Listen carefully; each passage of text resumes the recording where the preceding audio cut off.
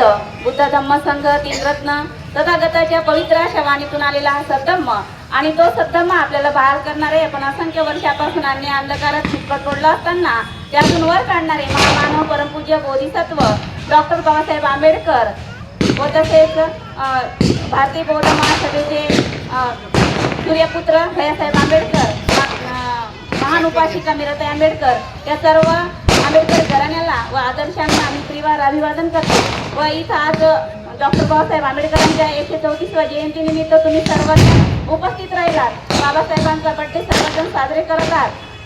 त्या निमित्ताने मी तुम्हा सर्वांना भारतवासियांना हार्दिक शुभेच्छा देते आणि तुम्ही रोज दर रविवारी इथं वंदनेला यायची कृपा करावी। दर रविवारी वंदनेला मुलांना तरी पाठवण्याची कृपा करावी अशी मी भारतीय बौद्ध महासभेचे अध्यक्ष या नात्याने तुम्हाला विनंती करते।